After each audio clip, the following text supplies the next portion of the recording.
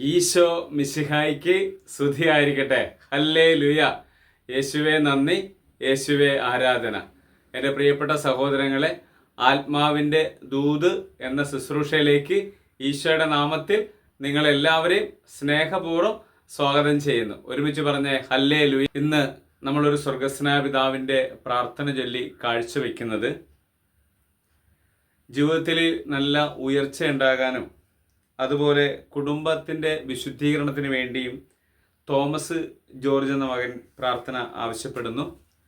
കുടുംബത്തിൻ്റെ കടബാധ്യതകളെല്ലാം മാറാനും രോഗസൗഖ്യം കിട്ടാനും നല്ല ജോലി ലഭിക്കുവാനും അതുപോലെ പുതിയൊരു ജീവിതാന്തസ് ഉണ്ടായി കിട്ടാനും വേണ്ടി പ്രാർത്ഥന ആവശ്യപ്പെടുന്നു. സോജി പഠനത്തിൽ നല്ല ഉയർച്ച ഉണ്ടാകാനും കുടുംബത്തിൽ സമാധാനവും സന്തോഷവും സാമ്പത്തിക ഉയർച്ച ഉണ്ടാകാനും അതുപോലെ വിദേശത്തേക്ക് ഒരു ജോലിക്ക് പോകാനുള്ള അനുഗ്രഹം ഉണ്ടാകാൻ വേണ്ടി പ്രാർത്ഥിക്കുന്നു.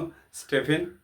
കൂടാതെ ഇന്ന് പ്രാർത്ഥന ആവശ്യപ്പെട്ട അൽഫോൺസ് എന്ന് പറഞ്ഞ മകനെ അദ്ദേഹത്തിൻ്റെ ഉപജീവന മാർഗമായ മത്സ്യമേഖലയിലെ ഒരു വള്ളം വിറ്റുപോകാനായിട്ട് പ്രാർത്ഥിക്കുന്നു.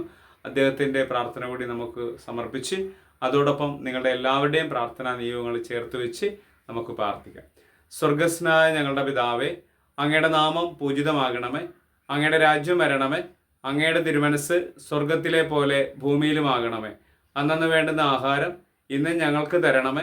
ഞങ്ങളോട് തെറ്റ് ചെയ്യുന്നവരോട് ഞങ്ങൾ ക്ഷമിക്കുന്നത് പോലെ ഞങ്ങളുടെ തെറ്റുകൾ ഞങ്ങളോട് ക്ഷമിക്കണമേ. ഞങ്ങളെ പ്രലോഭനങ്ങൾ ഉൾപ്പെടുത്തരുതേ, തിന്മയിൽ നിന്ന് ഞങ്ങളെ രക്ഷിച്ചുകൊള്ളണമേ. ഹല്ലേലൂയ.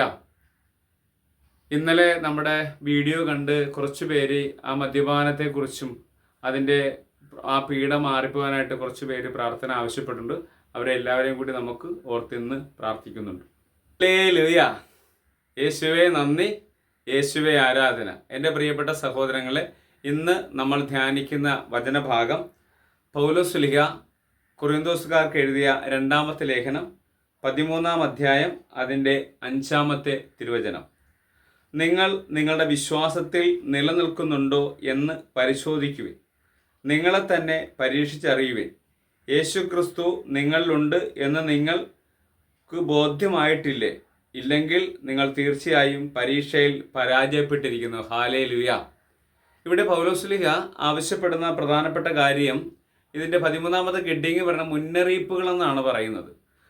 ഇതിൽ വചനത്തിൽ പറയുകയാണ്, യേശുക്രിസ്തു നിങ്ങളിലുണ്ടോ എന്ന് നിങ്ങൾ പരിശോധിച്ചറിയുവിൻ. അപ്പോൾ ഈ ഒരു വിശ്വാസിയെ സംബന്ധിച്ചോളം ആ വിശ്വാസിയുടെ ജീവിതത്തിലെ ഏത് പ്രതികൂല സാഹചര്യങ്ങൾ കടന്നു വന്നാലും ഈശോയിലാണെങ്കിൽ യേശു ക്രിസ്തുവിലുള്ളവൻ പുതിയതാണെന്നാണ് വചനം പറയണത്, അല്ലേ? പഴയതെല്ലാം കടന്നുപോയെന്ന് പറഞ്ഞാൽ പഴയതിനെക്കുറിച്ചും ആകുലതയെക്കുറിച്ചും മറ്റൊന്നിനെക്കുറിച്ചും ചിന്തിക്കേണ്ട കാര്യമില്ല. യേശു ക്രിസ്തുവിലുള്ളവൻ പ്രത്യാശയോടുകൂടി ജീവിക്കണമെന്ന് സുവിശേഷത്തിലൂടെ പൗലോസ് ശ്ലീഹ നമ്മളെ പറഞ്ഞ് മനസ്സിലാക്കി തരികയാണ്. ഈ നിമിഷം നമുക്ക് പ്രാർത്ഥിക്കാം. നമ്മളോടൊപ്പം പ്രാർത്ഥന ആവശ്യപ്പെട്ട എല്ലാവരും ഓർക്കുക. അതോടൊപ്പം തന്നെ ആമുഖത്തിൽ നിയോഗം വെച്ച് പ്രാർത്ഥിച്ചവരും മദ്യപാനത്തിലേക്ക് അടിമത്തത്തിൻ്റെ ചങ്ങലകളെല്ലാം പിഴുതെറിയാനും തഴക്ക ദോഷങ്ങളെല്ലാം മാറിപ്പോകാനായിട്ട് പ്രാർത്ഥിക്കാം. ഉപരിപഠനത്തിന് വേണ്ടി പ്രാർത്ഥിക്കാം. സ്ഥലം വിറ്റുപോകാനായിട്ട് പ്രാർത്ഥിക്കാം. വിദേശത്ത് ജോലിക്ക് വേണ്ടി പ്രാർത്ഥിക്കാം. നല്ല പഠിത്തത്തിന് നല്ല മികവുണ്ടാകാനായിട്ട് പ്രാർത്ഥിക്കാം. കുടുംബ സമാധാനത്തിന് വേണ്ടി പ്രാർത്ഥിക്കാം. വിശുദ്ധമായ ഒരു ജീവിതം നയിക്കാൻ ആവശ്യപ്പെട്ടവർക്ക് വേണ്ടി പ്രാർത്ഥിക്കാം. വിവിധങ്ങളായ എല്ലാ നിയോഗങ്ങളുടെ മേലും കർത്താവേ, ഈ നിമിഷങ്ങൾ അവിടുന്ന് തൊട്ട് അനുഗ്രഹിക്കണമേ എന്ന് പ്രാർത്ഥിക്കുന്നു.